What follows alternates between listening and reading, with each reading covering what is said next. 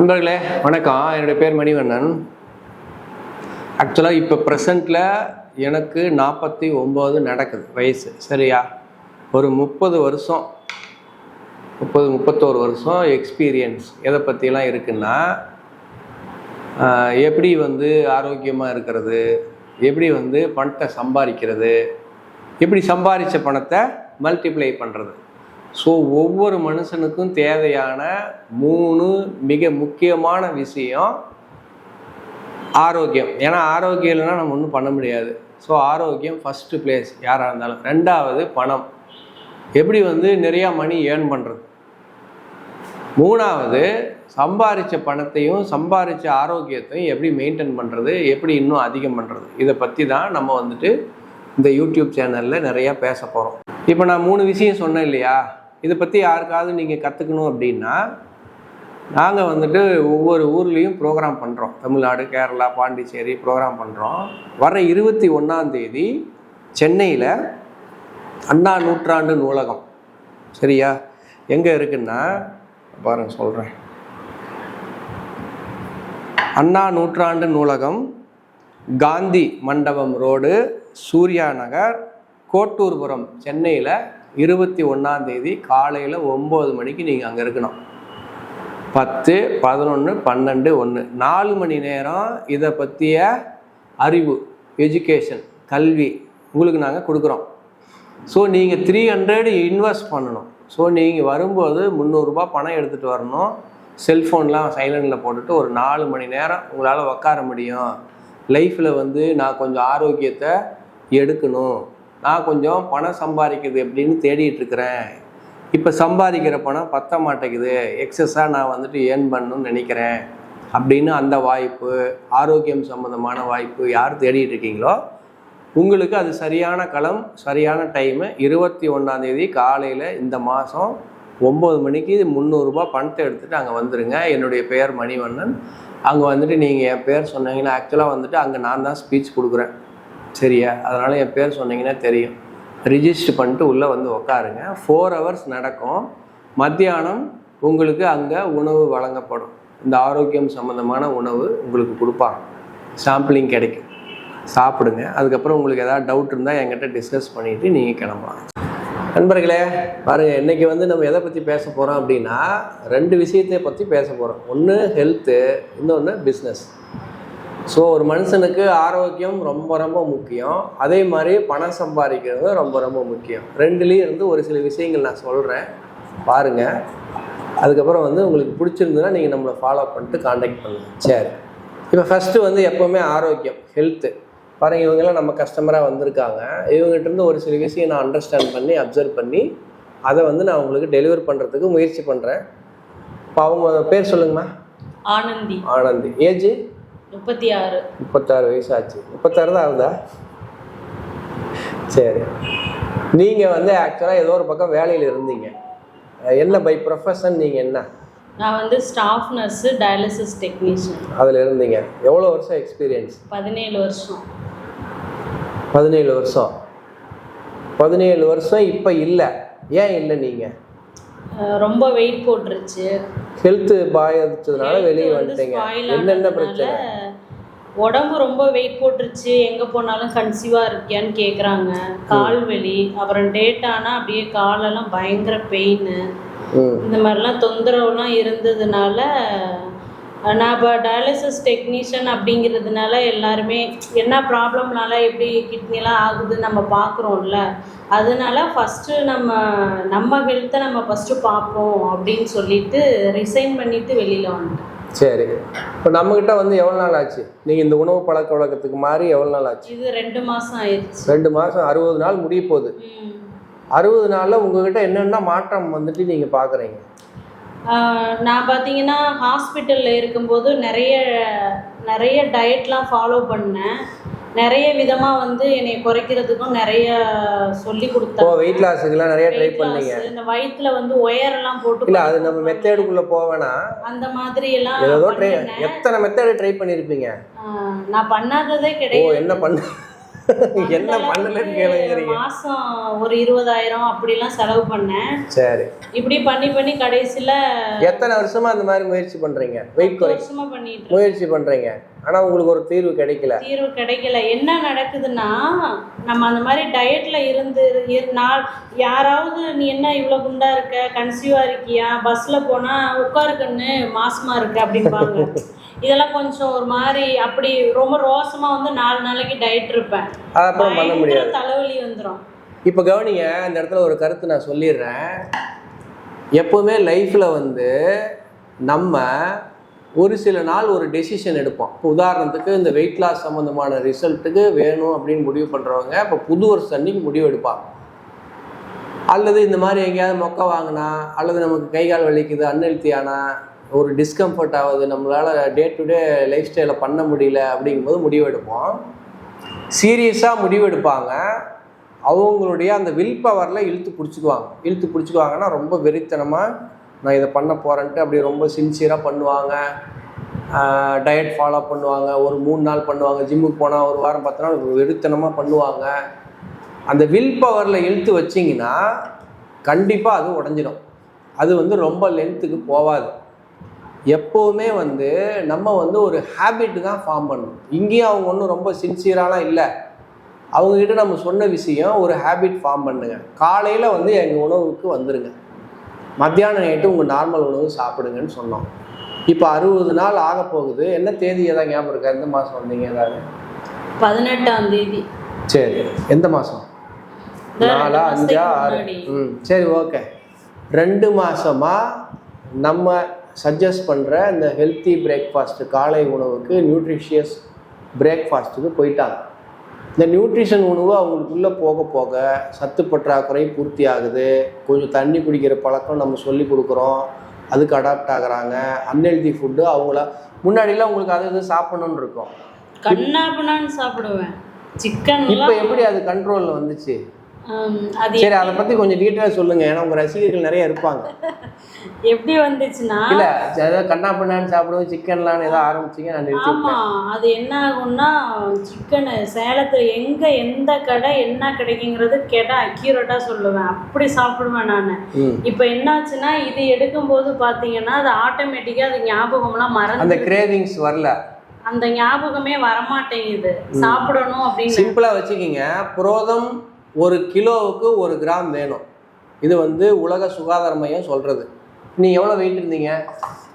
78 கிலோனா அவங்க 78 gram protein cover பண்ணியே ஆகணும், உடம்பு கேட்கும். அப்போ நம்ம எல்லாம் சூஸ் பண்ணுற மெத்தட் பார்த்தீங்கன்னா, சிக்கன் வந்து குழம்பு வச்சு சாப்பிட்டா அதோட ப்ரோட்டீன் டைஜஸ்டபிலிட்டி, ஜீரணமாகிற தன்மையும் அதில் கிடைக்கிற ப்ரோட்டீனும் முழுமையாக இருக்கும். நமக்கு அன்னன்னைக்கு சாப்பிடும்போது வெளியில் வந்துடும். ஆனால் இன்றைக்கி வந்து எல்லாமே டிரான்ஸ்ஃபர்மேஷன் ஆயிடுச்சு, மாடிஃபிகேஷன் ஆயிடுச்சு. ஏதோ பிராண்டட் பேரில் நிறைய டீப் ஃப்ரைடு சிக்கன் நிறையா வந்துருச்சு. எண்ணெயில் பொரிச்சிங்கன்னா ஒரு பீஸு 800 கலோரி ஆயிரும், குழம்பு வச்சிங்கன்னா 200 கலோரி. ஸோ 4 மடங்கு அதோடைய கலோரி வேல்யூ அதிகமாகுது. அதுக்கப்புறம் எண்ணெயில் பொரித்து எடுத்திங்கன்னா டைஜஸ்ட் ஆகாது. ப்ரோட்டீன் டைஜஸ்டபிலிட்டி, கரெக்டட் அமினோ ஆசிட்ஸ், அந்த ஸ்கோர் வந்துட்டு பெருசாக இல்லை, ஜீரணம் ஆகாது. ஸோ இதனால தான் இவங்க என்ன பண்ணுறாங்க, புரதம் தேடி போகிறாங்க. இப்போ நம்ம வந்துட்டு சோய் பேஸ்டு ப்ரோட்டீன் ஐசோலேட் பண்ணி எடுத்து ஈஸியாக டைஜஸ்ட் ஆகிற மாதிரி பிளான்ட் பேஸ்டு ப்ரோட்டீன் நம்ம பேலன்ஸ் பண்ணி கொடுக்கும்போது ப்ரோட்டீன் டிஃபிஷியன்சி கவர் ஆகுது. Not only protein, fat, carbohydrate, vitamin, minerals, உயிர் சத்துக்கள், தாதுக்கள், ஃபைபர், எல்லா சத்தும் கவர் பண்ணி ஒரு காலை உணவு நம்ம கொடுக்கும்போது இவங்களுக்கு இது சாப்பிட்லாம் அது சாப்பிட்லான்னு தோன்றதில்ல, கண்ட்ரோலில் வந்துட்டாங்க. அது ஓவர் நைட்டில் ஆகாது. ஒரு 2 மாதமாக பண்ணும்போது கொஞ்சம் கொஞ்சமாக படிப்படியாக அந்த கண்டிஷனுக்கு வந்துட்டாங்க. இப்போ எவ்வளோ வெயிட் குறைஞ்சிருக்கு, சுற்றளவுலாம் எவ்வளோ குறைஞ்சிருக்கு? சுற்றளவு வந்து 9 இன்ச்சு குறைஞ்சிருக்கு. இன்ச்சா சென்டிமீட்டரா? சென்டிமீட்டரா இருக்கும், அது தெரியல. சென்டிமீட்டர். சென்டிமீட்டர். வெயிட் வந்து இப்போ 73 இருக்கு, வரும்போது 78. ஒரு 5 கிலோ வெயிட்டும் குறைச்சிட்டாங்க. இப்போ அந்த மாதிரி கடையாக போகிறதில்ல, இல்ல, உடம்பே சொல்லிருச்சு வேணான்னு. முன்னாடி நீங்க வந்துட்டு ஒரு கண்ட்ரோல் பண்ணிருப்பீங்கல்ல? இல்ல, கண்ட்ரோல் பண்ணாலும் அது கண்ட்ரோல் ஆகாது.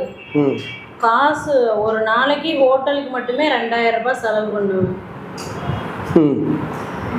அது இல்லாம 5 இல்லை அந்த 4-5 நாள் கண்ட்ரோல் பண்ணி வைப்பீங்க, அப்புறம் தெரிச்சிடும். கரெக்டா? இப்போ வந்து அந்த மாதிரி இல்லை உங்களுக்கு. இப்போ இதை சாப்பிடையில நான் ஸ்டார்டிங்ல சாப்பிட்டேன். அப்போ என்ன ஆனிச்சு அப்படின்னா, நல்ல கடை அந்த இட்லி தோசை இந்த மாதிரி சாப்பிடும்போது வீட்டில் சாப்பிடும்போது கரெக்டாக இருக்கு. சிக்கன் மட்டன் எதுவுமே குழம்பு வச்சு வீட்டில் சாப்பிட்டா ஒன்றும் பண்ணலை. வெளியில் போனால் உடனே லூஸ் மோஷன் ஆயிடுது. கழிவுகள் அதே நியூட்ரிஷன் என்ன பண்ணோம், தேவையான விஷயங்களை உள்ளே வச்சுட்டு தேவையில்லாத அன்ஹெல்தி ஃபுட்டெல்லாம் வெளியே எடுத்துரும். அதுதான் அவங்க சொல்கிறது. ஸோ இவங்க வந்துட்டு பாருங்கள், ஒரு 17 வருஷம் உழைப்பு, அதில் எவ்வளோ சம்பளம் வாங்கிட்டு இருந்தீங்க? 20,000 ரூபா பக்கமாக சம்பளம் வாங்கிட்டு இருந்தாங்க. அது போச்சு, உடம்பு அன்ஹெல்த்தி ஆச்சு. இப்போ வந்து வாழ்க்கை வந்து ஒரு புது பக்கம் திரும்பி போயிட்டுருக்கு. ஸோ இவங்க வந்துட்டு இப்போ இந்த மாதிரி எங்ககிட்ட வந்து ஹெர்பல் லைஃப்பில் இந்த நியூட்ரிஷன் கம்பெனியில் யாரெல்லாம் அசோசியேட் ஆகுறாங்க, இந்த பிஸ்னஸாக எடுத்து பண்ணுறேன் அப்படின்னு நினைக்கிறாங்க அப்படின்னா இவங்கள மாதிரி வர்றவங்க தான். ஹெல்த்து பாதித்து வருவாங்க, அவங்க ஹெல்த்தை அச்சீவ் பண்ணுவாங்க, ஹெல்த்து கோல், அவங்களுடைய தினசரி லைஃப் ஸ்டைல் நார்மலாகும். அந்த ப்ராசஸில் இவங்க வெயிட் குறைக்கும் போது நிறையா பீப்புள் வந்து கேட்பாங்க, எப்படி குறைச்சேன் எப்படி குறைச்சேன். இப்போ எத்தனை பேர் ஸ்கின் இம்ப்ரூவ் ஆயிடுச்சு, இப்போ எத்தனை பேர் நீங்கள் வந்து உங்ககிட்ட கேட்டு இங்கே வந்து சாப்பிட்டுட்ருக்காங்க? இவங்க ஒன்று, இவங்க உஷாமா ஒன்று, அந்த இவர் ஒன்று, பெரியவர் ஒன்று, 4 கஸ்டமர் சாப்பிட்றாங்க. அப்போ 4 பேர் சாப்பிடும்போது இவங்களுக்கு கொஞ்சம் கொஞ்சமாக பிஸ்னஸ் வந்து ஸ்டார்ட் ஆகும். ஆட்டோமேட்டிக்காக கன்சியூமர் வந்து இவங்களுக்கு கீழே வந்து ஜென்ரேட் ஆக ஆரம்பிச்சிருவாங்க. இப்போ நல்லா இருக்கீங்க, ஹெல்த்து நல்லா ஆயிடுச்சு. ஸோ இப்போ இவங்க இந்த 17 வருஷம் எக்ஸ்பீரியன்ஸை, மண்டையில் இருக்கிற அந்த எக்ஸ்பீரியன்ஸை எடுத்து கஸ்டமர் இவங்க யாரெல்லாம் வந்துட்டு இவங்களுக்கு தெரிஞ்சவங்க இருக்காங்க அவங்ககிட்டலாம் இதை ரெஃபர் பண்ணி இவங்க கொஞ்சம் கொஞ்சமாக கன்சியூமர் இன்க்ரீஸ் பண்ணும்போது அவங்களோட இன்கம் ரைஸ் ஆக வாய்ப்பு இருக்குது. சரியா? ஸோ இது வந்து நம்ம அவங்ககிட்டருந்து கற்றுக்கிட்ட விஷயம். ஏன் நான் சொல்ல வரேன்னா, நம்ம வந்துட்டு எதில் வேணாலும் பணம் சம்பாதிச்சிடலாம், ஆனால் ஹெல்த்துங்கிறது நிறைய பேர்த்துக்கு பார்த்தா இன்றைக்கி இல்லை. மேபி அவங்க பணம்லாம் கூட சம்பாதிக்கிறாங்க, பெரிய பணக்காரங்களாக இருக்காங்க, அந்த மாதிரி இருக்காங்க. ஸோ நம்மக்கிட்ட ஹெல்த்துக்கு தேவையான அவங்களுடைய அந்த வெயிட் மேனேஜ்மெண்ட், எடை குறைக்கிறது, எடையை கூட்டுறது, அந்த ஒரு பெட்டர்மெண்ட்டுக்கு தேவையான சொல்யூஷன் நம்மக்கிட்ட இருக்குது. நம்ம 14 வருஷமாக அதை பண்ணிகிட்டு இருக்கோம். Sir 1 second. இப்போ நான் ரிசைன் பண்ணதுக்கு காரணம் என்னன்னா, ஃபஸ்ட்டு வந்து லீவு தான் போட்டிருந்தேன். நம்ம இப்போ நான் 20 ரூபா வாங்குறேன் அப்படின்னா வாங்கி பின்னாடி ஹாஸ்பிட்டலில் தான் நான் கொண்ட கொடுக்க போகிறேன். அதுக்கு அதை ரிசைன் பண்ணிவிட்டு நம்ம ஹெல்த்து தான் முக்கியம். ஏன்னா எவ்வளோ பேர் நான் பார்க்குறேன் சொன்ன மாதிரி ஹாஸ்பிட்டலில் 17 வருஷமாக ஸ்டாஃப் நர்ஸ்னால் எல்லா கேட்டகரியும் பார்க்குறேன், டயாலிசிஸ்னால் கிட்னி ஃபெயிலியர் பார்க்குறேன், ஹிஸ்ட்ரி கலெக்ட் பண்ணுறேன். அப்போ வந்து நமக்கு வந்து அந்த சேலரி தேவையில்லை, உடம்பு தான் முக்கியம் அப்படின்னு நினச்சிட்டு இன்றைக்கி வந்திருக்கேன். உண்மையிலே பார்த்தீங்கன்னா தலைவலி வர்றதே கிடையாது. நல்லா ஃபீல் பண்ணுறேன். மூச்செல்லாம் முன்னாடி வாங்கும், முட்டி வலிக்கும், அதெல்லாம் கிடையாது. உட்கார்றேன், எந்திரிக்கிறேன், ஃப்ளெக்சிபிளாக இருக்குது. வயிறுக்கு வந்து இருக்கிறதே தெரியல. ஸ்கின்னும் நல்லா க்ளோ ஆகிருக்கு. இதோட வேற என்ன வேணும்? அப்போ இதில் பணமும் வருது, ஹெல்த்தும் வருது. அப்படிங்கும்போது இது பண்ணிக்கலாம், கொஞ்சம் நம்ம உடம்ப குறைச்சி இதை பண்ணிக்கலாம்னு முடிவு பண்ணிட்டு அதை சுத்தமாக விட்டுட்டேன். இப்போ சரி, இப்போ வந்து நம்ம அடுத்த சப்ஜெக்ட் என்ன பார்க்க போகிறோம்னா, ஆக்டிவ் இன்கம், பாசிவ் இன்கம். நான் சொல்லியிருந்தேன் இல்லையா, அதை பற்றி பார்க்க போகிறோம். உங்கள் பேர் சொல்லுங்கம்மா. ஷர்மிளா. ஏஜ் 51. ஒரிஜினல் வயசு சொல்லிடுங்க, பரவாயில்ல. 51. சரி, இப்போ இவங்க வந்துட்டு நம்மக்கிட்ட ஒரு 10 எவ்வளோ நாளாக வரீங்க? 20 நாளாக வரீங்க. முன்னாடி வாங்க, என்ன உங்களுக்கு இப்போ ஒரு பெட்டர்மெண்ட் தோணுது? நல்லா இருக்கு. எனக்கு ஃபஸ்ட்டு வந்து கேஸ்ட்ரிக் ப்ராப்ளம், கையில் அதெல்லாம் ஃபேஸ்லாம் வீங்கிக்கும் அடிக்கடி. எனக்கு இந்த மூட்டு வாதம் இந்த மாதிரி சொல்லுவாங்களா? அதான் ட்ராவல் பண்ணால் சேராது. இப்போ அதெல்லாம் எனக்கு இப்போ கொஞ்சம் அதில் சாப்பிட்டு 20 டேஸ்லேயே கேஸ்ட்ரிக் அது அடிக்கடி நல்லா இருக்கு. வெயிட் செஸ்ட் பெயின் வருமா? செஸ்ட் பெயின்னா கேஸ்ட்ரிக் இல்லை, அந்த மாதிரி ரொம்ப தான். இப்போ எவ்வளோ வெயிட் குறைஞ்சிருக்கீங்க? இப்போ நான் ஃபஸ்ட்டு வரும்போது 67 இருந்தேன். சரி, நல்லா கவனிங்க. இவங்க 2 பேரும் திரும்ப திரும்ப நிறையா ஹெல்த் ரிசல்ட் சொல்கிறாங்க. நீங்கள் யாரும் இதை வந்து மெடிக்ளைமாக எடுத்துக்கூடாது. நம்ம வந்து அத்தன்டிஃபிகேஷன் கொடுக்கல, உங்களுக்கு வந்து உறுதி கொடுக்கறதில்ல. இது சரியாயிரும் இங்கே வாங்கன்னு சொல்ல வரல. அவங்களுக்கு என்ன ரிசல்ட்டு இந்த உணவு சாப்பிட்டதுனால கிடைச்சதோ அதை சொல்கிறாங்க. ஆனால் இதுக்கு பின்னாடி உணவு பொதுவானது, கோச்சு பொதுவானது, ஸ்டூடெண்ட்டு வேறு வேறு, அவங்க லைஃப் ஸ்டைல், அவங்க உணவு பழக்க வழக்கம், அவங்களுடைய உடல் உழைப்பு முறை, அவங்க அந்த தண்ணி குடிக்கிற மெத்தடு, அவங்க நம்ம சொல்கிற அன்ஹெல்த்தி ஃபுட் ஹேபிட்லேருந்து வெளியே வருது. இந்த மாதிரி பர்சனை பொறுத்து பர்சனலைஸாக அவங்களுக்கு மேபி ஏதாவது வந்துட்டு ஹார்மோனல் இம்பேலன்ஸ் இருக்குது, ஆர்கன்ஸ்லேயோ கிளான்ஸ்லேயோ தைராய்டு சுகர் இந்த மாதிரி ஏதாவது இம்பேலன்ஸிங்காக இருக்குனாலும் ரிசல்ட்டு மாறும். ஸோ பர்சனை பொறுத்து ரிசல்ட்டு வேரி ஆகும். நம்மளது வந்து உணவு தான், FSSAI தான் இதை வந்து கண்ட்ரோல் பண்ணுறாங்க, ரெகுலேட் பண்ணுறாங்க. அவங்களுடைய கட்டுப்பாட்டுக்குள்ளே தான் இந்த உணவு வருது. ஸோ உங்கள் மளிகை சாமான்லாம் நீங்கள் பாக்கெட்டில் எடுத்து பார்த்தீங்கன்னா, உங்கள் வீட்டில் இருக்கிறத எடுத்து பார்த்தீங்கன்னா போட்டிருப்பாங்க FSSAI, food safety security act India. அவங்க தான் இதை ரெகுலேட் பண்ணுறாங்க. ஸோ இவங்களுக்கு ரிசல்ட் கிடைச்சிருக்குன்னா இவங்க இதில் அடாப்ட் ஆகிட்டாங்க. நம்ம சொன்னதை அவங்க வந்து அப்படியே அக்செப்ட் பண்ணிவிட்டு ஃபாலோ பண்ணுறதுனால அந்த ரிசல்ட் கிடைச்சிருக்கு. ஸோ 20 நாளாக இவங்க இங்கே வரும்போது இவங்ககிட்ட பேசுகிறதுலேருந்து நான் கண்டுபிடிச்ச விஷயம் என்னென்னா, நான் ஏற்கனவே சொன்னேன் இல்லையா, ஆக்டிவ் இன்கம் பேசிவ் இன்கம். அதுக்கு எனக்கு வந்து இவங்க ஒரு நல்ல எக்ஸாம்பிளாக தோணுச்சு. அதனால் உங்கள்கிட்ட பேச வைக்கலாங்கிறதுக்காக நம்ம இன்டர்வியூ பண்ணுறோம். இப்போ நீங்கள் வந்து என்ன பண்ணுறீங்க? தொழில் பியூட்டி பார்லர் பண்ணுறீங்க. எவ்வளோ வருஷமாக பண்ணுறீங்க? நான் 29 வருஷமாக பண்ணுறீங்க. ஃபஸ்ட்டு வந்து நீங்கள் ட்ரெயினியாக கற்றுக்க ஆரம்பித்தது என்ன வயசு? உங்கள் வயசு அப்போ எனக்கு 24. அதுக்கு முன்னாடி ஏதாவது வேலை பார்த்தீங்களா? இல்லை 24 தான்? 24 தான் உங்களுடைய வியாபாரம், அந்த உழைப்பு, பணம் சம்பாதிக்கிறது ஸ்டார்ட் ஆகுது. சரி, மேரேஜ் எப்பாச்சு? எனக்கு 18. அப்போ 6 வருஷம் ஹவுஸ் ஒய்ஃப். அதுக்கப்புறம் ஏன் நீங்கள் வந்து வெளியில் வரலாம், இது மாதிரி சம்பாதிக்கலான்னு தோணுச்சு? உங்களை யார் கூட்டிகிட்டு வந்தது? இல்லை, நான் வீட்டோட இஷ்யூனால வெளியே வந்தேன். வருமானம் வந்துட்டு நம்ம சம்பாரிச்சாக வேண்டிய கட்டாய சூழ்நிலையில். என்னை பொறுத்த வரைக்கும் இந்த இடத்துல நான் ஒரு விஷயம் சொல்லிடுறேன். ஒரு காலத்தில் வந்து பெண்கள் வந்து சம்பாதிக்காமல் வீட்டில் இருந்தாங்க. ஆக்சுவலாக வந்து பெரியார் ஆகட்டும், பாரதியார் ஆகட்டும், நிறைய பேர் வந்து அந்த பெண் விடுதலைக்காக போராடினாங்க. ரொம்ப காலத்துக்கு முன்னாடி உடன்கட்டை ஏறுறது, அந்த ஆண் ஆதிக்கம் இன்னும் சவுத் இந்தியாலாம் கொஞ்சம் இருக்குது. நான் என்ன சொல்ல வரேன் அப்படின்னா, இன்றைக்கி வேர்ல்டு வைடு உமன் எம்பவர்மெண்ட் வந்துட்டு அதிகமாகிடுச்சு. பெண்கள் வந்து சம்பாதிக்க வர்றது, சமுதாயத்தில் வந்து வேலைக்கு வர்றது, தொழில் பண்ணுறது அதிகமாகிடுச்சு. ரொம்பலாம் அதிகமாகல, கொஞ்சம் அதிகமாக இருக்குது. என்னுடைய சஜஷன் என்னன்னா, எல்லா பெண்களும் பெண்கள் கல்வி நாட்டுக்கு உதவாது, சமுதாயத்துக்கு உதவாதுங்கிற மாதிரி நிறைய படிச்சுட்டு ஹவுஸ் ஒய்ஃபாக இருக்காங்க.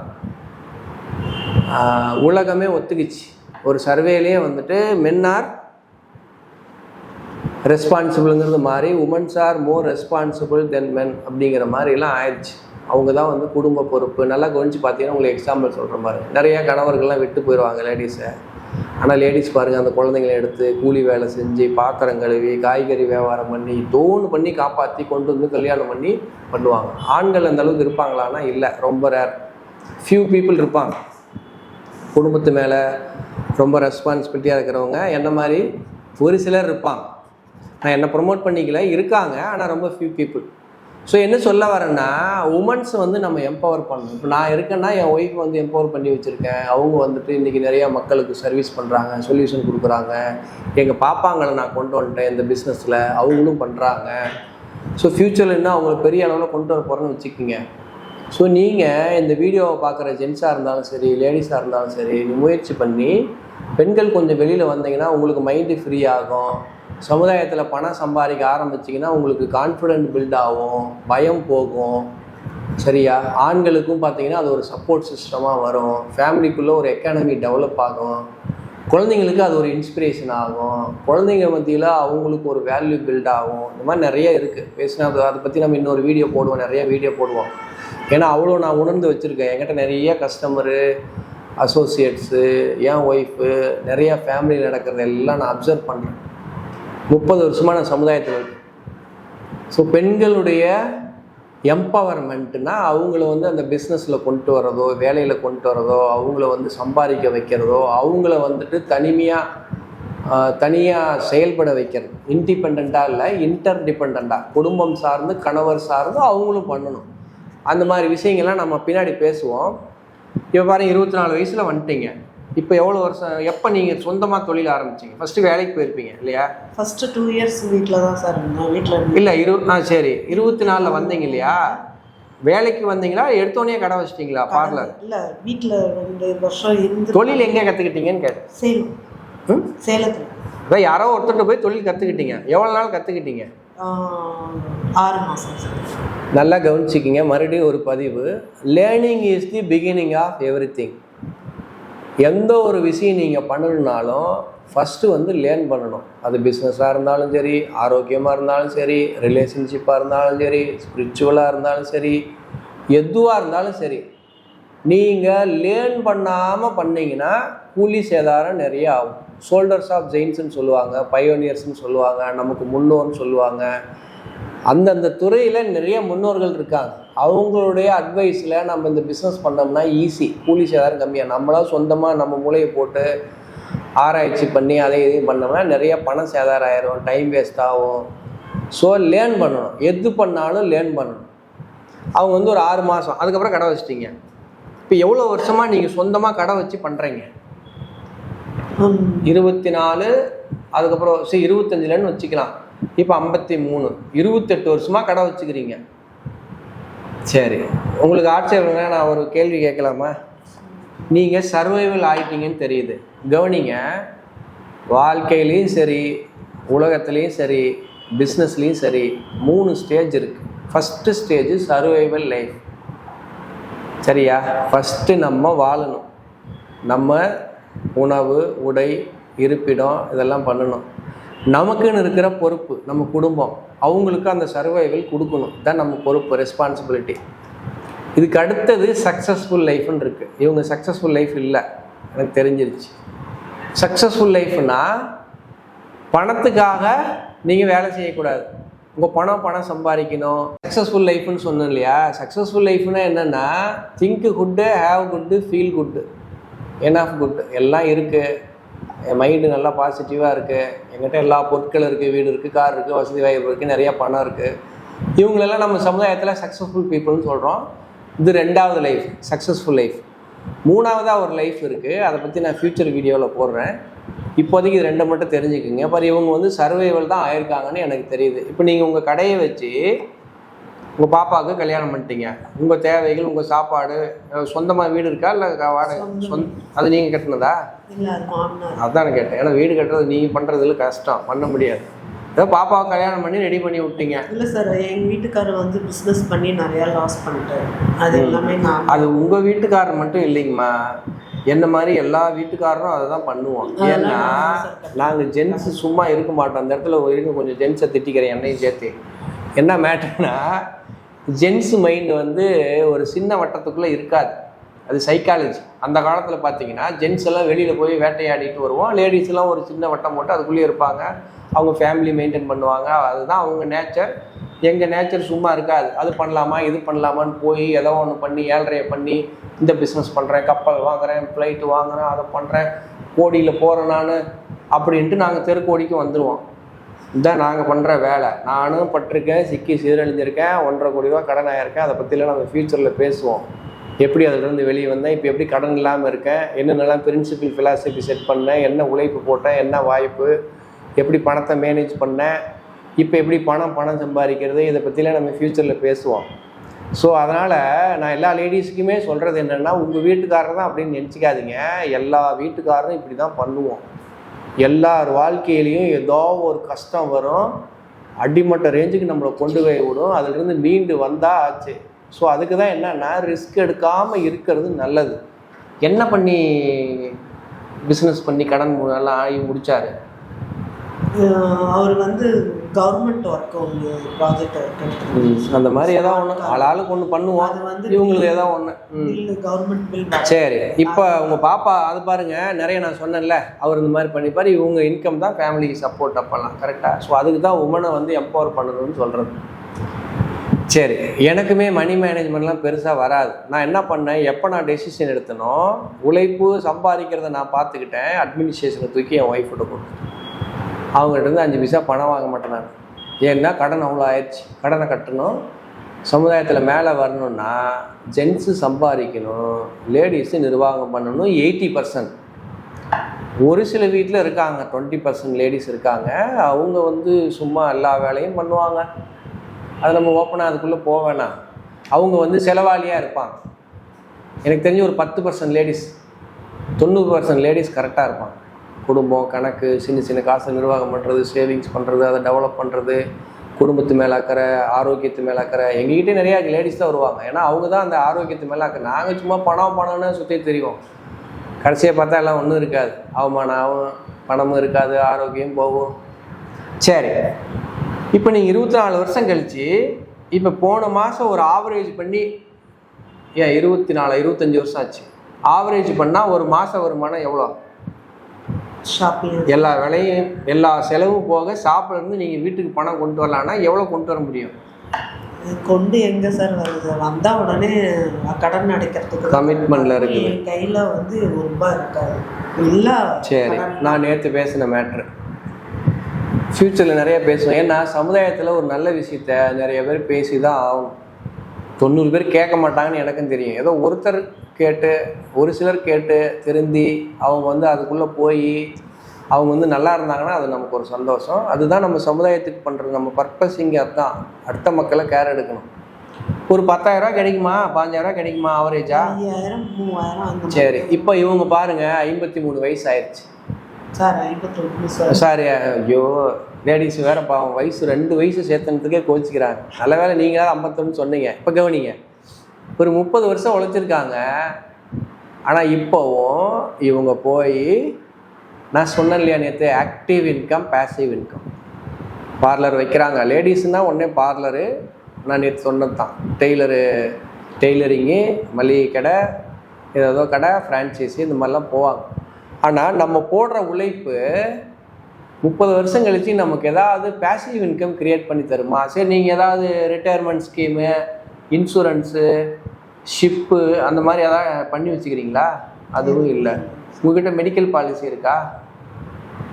ஸோ நீங்கள் 2 விஷயத்தை இம்மீடியட்டாக பண்ணுங்கள். ஒன்று மெடிக்கல் பாலிசி, குடும்பத்துக்கு கவர் ஆகிற மாதிரி ஒரு மெடிக்கல் பாலிசி. இன்னொன்று டேர்ம் பாலிசி. யார் குடும்பத்தில் வருமானம் சம்பாதிக்கிறாங்களோ அவங்க இல்லைனாலும் அந்த குடும்பத்துக்கு அந்த வருமானம், அந்த அமௌண்ட்டு வரணும். அதுக்கு பேர் டேர்ம் பாலிசி. அது போடுங்க. 3வது சிப்புன்னு சொல்லுவோம், சிஸ்டமேட்டிக் இன்வெஸ்ட்மெண்ட் பிளான். நம்மளுடைய பணத்தை வந்து கொஞ்சம் கொஞ்சமாக சேர்த்திட்டு வந்தோம்னா அது வந்துட்டு ஒரு ஸ்டேஜுக்கு மேலே பெருசாக வந்துட்டு வளர்ந்து நிற்கும். சேவிங்ஸ் உங்கள் பாஷையில் சொல்லணும்னா இதெல்லாம் பண்ணுங்கள். 30 வருஷம் கழித்து இன்றைக்கும் இவங்க போய் பண்ணுனாதான் இவங்களுக்கு வந்துட்டு இன்கம் வரும். இதுக்கு பேர் தான் நான் சொல்கிறேன் ஆக்டிவ் இன்கம். நீங்கள் ஆக்டிவாக இருந்தால் வரும். நம்ம எல்லாருக்குமே வயசாகும். ஆனால் எங்கிட்ட பேசிவ் இன்கத்துக்கு, எங்கள் கம்பெனியில் பேசிவ் இன்கத்துக்கு ஆப்பர்ச்சுனிட்டி இருக்குது. நான் ப்ரொமோட் பண்ணும்போது உங்களுக்கு ஏதோ நான் வந்துட்டு ஒரு விஷயத்த சொல்கிற மாதிரி இருக்கும். ஆனால் உண்மை அதுதான். வெளியில் நிறையா பேசிவ் இன்கம் இல்லை. நம்ம கம்பெனியில் இந்த ஆப்பர்ச்சுனிட்டியில் இருக்குது. இப்போ நான் 15 வருஷமாக ஒர்க் பண்ணுறேன். என்னுடைய இன்கம் என் ஃபேமிலிக்கு போகும். அதுக்கு பேர் வந்து லெகசி. எனக்கு அப்புறம் என் ஃபேமிலிக்கு, என் குழந்தைங்களுக்கு போகும். அதுக்கு பேர் பேசிவ் இன்கம். கவர்மெண்ட்டில் 2004க்கு முன்னாடி சேர்ந்தவங்களுக்கு பென்ஷன் இருக்குது. அதுக்கப்புறம் கவர்மெண்ட் வேலைக்கும் பேசிவ் இன்கம் கிடையாது. இப்போ இவங்க மிஞ்சி போனால் இன்னொரு 4-5 வருஷம் ஒர்க் பண்ண முடியும். வெளி உலகத்தில் என்ன பிரச்சனைனா 30-35 வருஷம் நீங்கள் ஒர்க் பண்ணிங்கன்னா, எங்கள் அப்பா வந்து ரிட்டையர்டு எஸ்ஐ வேலை பார்த்துட்டு வீட்டுக்கு வந்து அவர் உக்காந்து சுகர், இன்சுலின், டயபெட்டிக் இங்கே எல்லாம் குத்திட்டு இருந்தது நான் பார்த்துருக்கேன். இந்த பேலன்ஸு டயட்டை வச்சு, இந்த கிளைசமிக் இண்டெக்ஸ் கம்மியாக இருக்கிற இந்த ப்ரோட்டீன் பேஸ்டு ஃபுட்டை வச்சு தான் அவரது வந்துட்டு நம்ம கண்ட்ரோலில் வச்சுருக்கோம். ஸோ வெளி உலகத்தில் இதுதான் கதை.